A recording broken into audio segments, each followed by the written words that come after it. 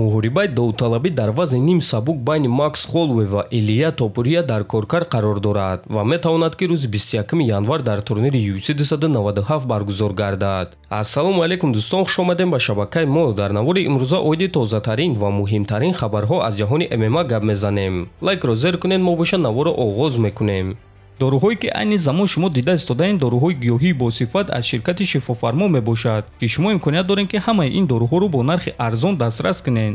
доруҳо барои хунукзадагӣ ва қавӣ кардани мардонагӣ, барои фарбе ва харобшавӣ, барои ришу мӯйсарбарорӣ, барои дарди дил, дарди мушакҳо ва ҳамчунин равғани сиёҳдона ки пайғамбар саллаллоҳу алайҳи васаллам гуфта буд ки ба ғайр аз марг ба ҳамаи дигар дардҳо даво мебахшад. худи ҳозир ба номерҳои дар рӯи экран буда занг зада доруҳои даркории худро харидорӣ кунед ва ҳатман аз номи канали Паҳлавон гап занед. ҳамин гуна шумо ҳам доруҳои даркории худро ба даст меоред ва ҳам канали моро сахт дастгирӣ мекунед. шаби гузашта генеральный директори UFC Дана Уайт расман анонси муҳорибаи Ислам Махачев зидди Александр Волкановский ва Ҳамза Чимаев зидди Камаруддин Усманро эълон кард. биёин суханҳои Уайтро гӯш мекунем. салом ба ҳама. шумо медонед ки ин ҳафта мо бо чӣ рӯбарӯ шудем. дирӯз мо муҳорибаи калон ташкил кардем. реванши деринтизор дар муҳорибаи асосии Абу-Даби Махачев зидди Волкановский. ҳамаи шумо дуюм муҳорибаи асосиро интизор будем. Коста осеб гирифт, бисёр овозаҳо пайдо шуданд, аммо мо ҳамаи корро ҳал кардем. инак чорум рақами вазни нимёна Ҳамза Чимаев ба вазни мёна мебарояд ва ӯ зидди якум рақами вазни нимёна Камару Усман меҷангад. ҳамин гуна якум рақам зидди чорум рақам танҳо дар вазни мёна Усман зидди Чимаев. дар Абу-Даби во мехӯрем.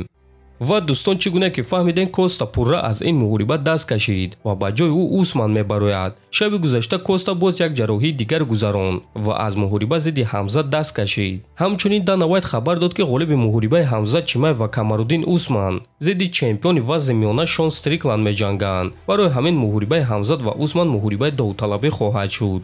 акнун дӯстон, дар натиҷа ду муҳорибаи асосии турнири UFC 294 тағйир ёфт ва ба фикри шумо дӯстон, ин тағйирот хуб аст ё ин ки Коста ва Оливейра баромад мекардан хубтар буд? метавонед фикротонро нависен. ҳамчунин дӯстон, вақте ки Дана Уайт ин муҳорибаҳоро эълон мекард, дар пушти ӯ ҷадвал ва рӯйхати турнирҳои моҳи октябрро дида мешуд ва дар он ҷо мо шумо дида метавонем ки муҳорибаҳои варзисгарони тоҷик Муҳаммад Наимов ва Муин Ғафуров чандин муҳорибаҳои турнири UFC 294 мешаванд. чӣ гуна ки мебинед муҳорибаи Муин Ғафуров зидди Саид Нурмагомедов дар карди асосии турнири UFC 294 баргузор мегардад ва панҷум муҳорибаи асосии ин турнир хоҳад шуд. ана муҳорибаи Муҳаммад Наимов зидди Натаниел Вуд бошад дар карди пешакӣ мешавад. ин рӯйхати расмӣ аст дӯстон, аммо як чизро бояд қайд кард ки ин рӯйхат тағйир ёфта метавонад, чунки дар пеш варзигаронро маросими вазнкамкунӣ интизор аст ва агар ки ягон муҳориба барҳам хӯрад, пас рӯйхат каме тағйир меёбад. лекин агар ки ҳамаи кор хуб гузарад, пас ана ҳамин рӯйхат расмӣ аст. ҳамчунин ногуфта намонад ки ҳам Муҳаммад Наимов ва ҳам Муин Ғафуров аллакай дар Абу-Даби қарор доранд ва омодагиҳои худро идома дода истодаанд. чемпиони UFC дар вазни сабук Ислам Махачев гуфт ки муҳорибаи ӯ зидди Волкановский чӣ гуна ташкил шуд. биёин суханҳои чемпионро гӯш мекунем.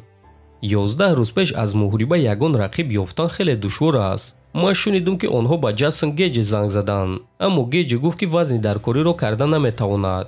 умуман мо вариантҳои кам доштем ва шахсан худи ман тайёр будам ки зидди любой рақиб ба муҳориба баром. ман фикр кардам ки онҳо ин муҳорибаро ба Матеуш Гамрот медиҳанд, аммо дар натиҷа Волкановский розӣ шуд ва ин чиз маро ҳайрон накард, чунки ин шахс ягон чиз аз даст намедиҳад. ӯ ин муҳорибаро дар муддати кӯтоҳ қабул кард. камарбанди худро дар байн намемонад, аммо маблағи хеле калон кор мекунад. дар ҳама ҳолат ман шодам ки ӯ розӣ шуд, чунки баъди якум муҳорибаи мо бисёр саволҳо пайдо шуданд ки ҷавоб дар ин саволҳоро мо дар Абу-Даби пайдо карда метавонем, гуфтааст Махачев. дар ҳамин ҷо дӯстон, навори мо ба анҷом мерасад. фикру ақидаҳотонро нависен, дар канали мо ҳатман обуна шавен. то боздид, хонободу сарбаланд бошен.